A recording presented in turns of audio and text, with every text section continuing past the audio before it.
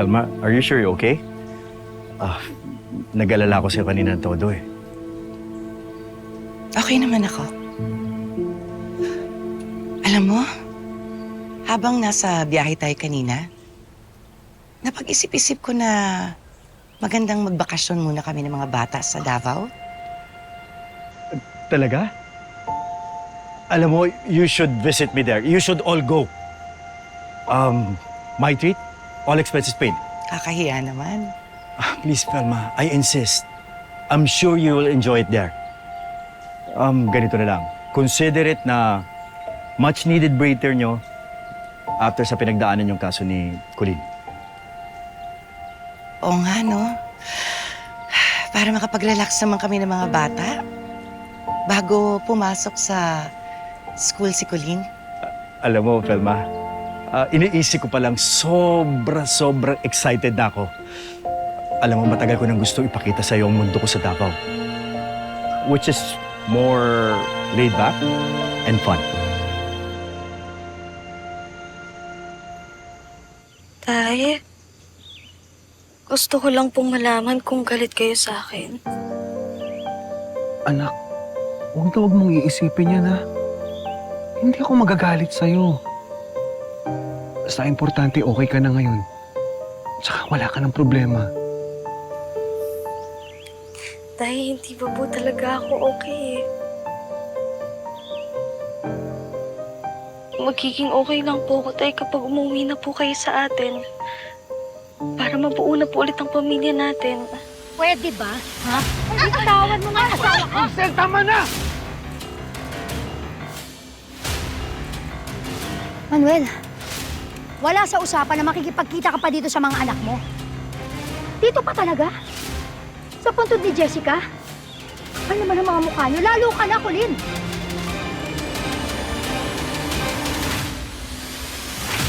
Hi po, Sir Noah. Kumusta po kayo? Hi, Didang. Oh, ikaw na muna bahala kay Velma, ha? I should go. Sige. Salamat. Salamat. Sige. Ate po.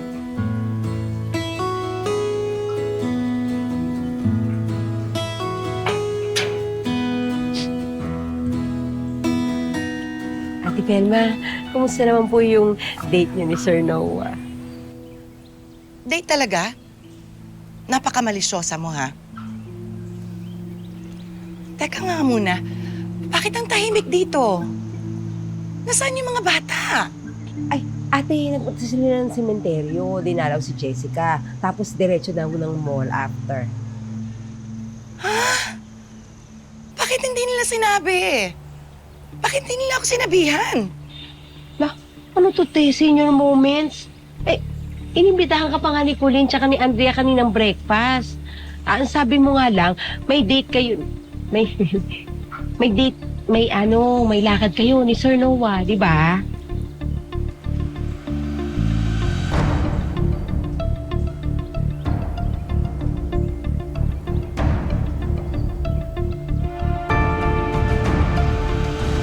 Ba't nandito kayo?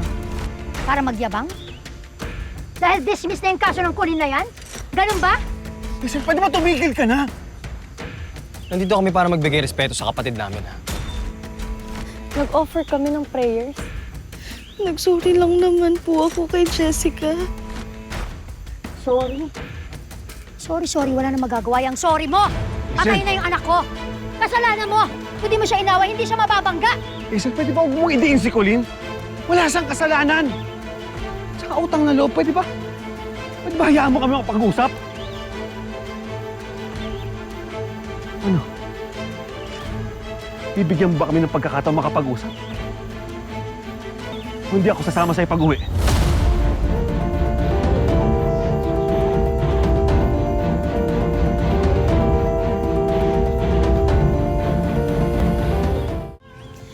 Akala mo kung sino yung si Manuel. Natapos lang yung deal namin at naabsuelto si Colleen. Ang lakas na ng loob na takutin ako. Alam mo, lahat ginawa ko na pero ang hirap-hirap niyang pakisamahan. Bakit mo naman kasi pinagbawalan kanina na kausapin yung mga anak? Hello, hindi mo na mababago na dugot laman niya yung mga yan. maaaring walang karapatan si Felma sa batas. Pero yung mga anak niya, meron. At malakas ang laban kung tutuusin. No. Hindi ako papayag. Ayoko na may kahati kay Manuel. Lalo na ngayon. Wala na si Jessica. Siya na lang ang meron ako. So, gusto mo pala siyang masolo kung ganun. Eh di ilayo mo. Bumalik kayo sa Canada. Nasa plano mo pa rin naman yan, right? Babalik naman talaga kami sa Canada. Tatapusin ko lang yung pagluloksa namin kay Jessica. Pero babalik na rin kami doon ni Manuel. Eh di go, ilaban mo. Hindi na rin naman siguro sila susunod dun sa Canada. Subukan lang nila. Kundi ililigaw ko sila na parang kuting.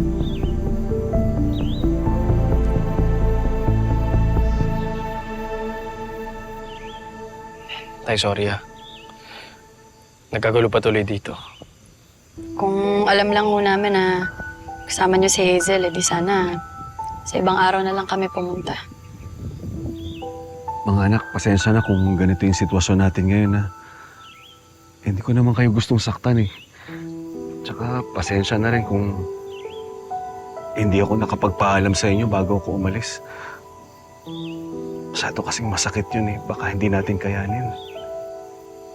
Tay, hindi naman po kasi kailangan mag-goodbye. Tay, please po. Umuwi na po kayo sa atin. Mga anak, hindi porket magkakahiwalay na naman tayo ngayon, nabawasan na yung pagmamahal ko sa inyo o kaya naputol na yung ugnayan natin. Isipin nyo na lang na kasal kami ni Hazel, eh.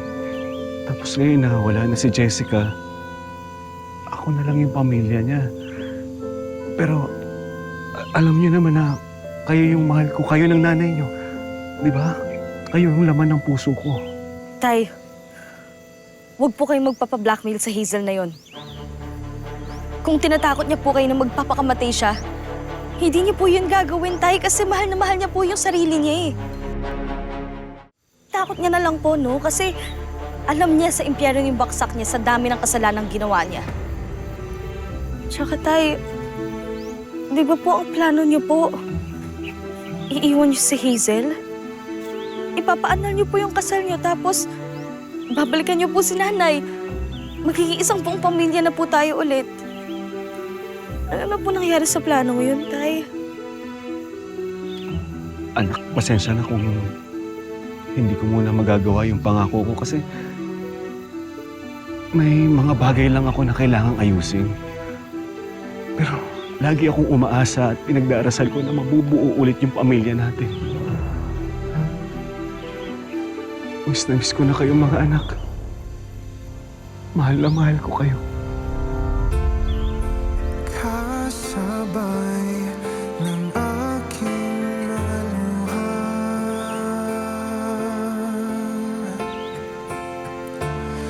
ang pagsisisi nasaktan kita. Anak, sana masaya ka. Na-dismiss na ang kaso ni Colleen.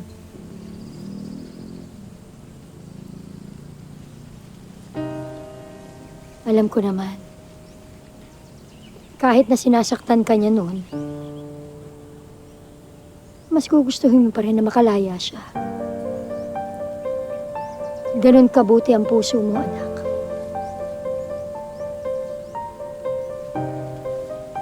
At yung palang lagi naming napapanaginipan ng daddy mo na wish mo. Anak, natupad na.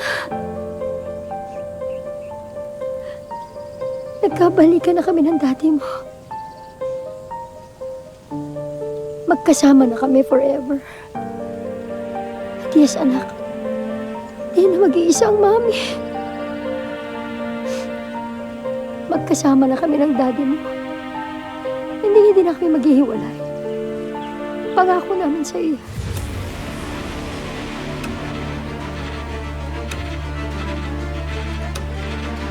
Sana naman makadalaw naman tayo kay Jessica. Kailan ba kayo pwede? Jessica! Manuel, Jessica! kasi! Sorry siya para sa kanya. Tsaka para sa'yo. Hazel, ano ba ginawa niyo sa akin? Ha? Anong kasalanan niyo sa akin? Magandang araw po. Magandang araw, Manong Presi. Manuel, sino yan? Siya yung psychic na kakilala nung kaibigan ni Jeff. Pasensya na po. Pwede na po kayong umalis. Marami kang alam. Mga lihim na hindi naman sa'yo.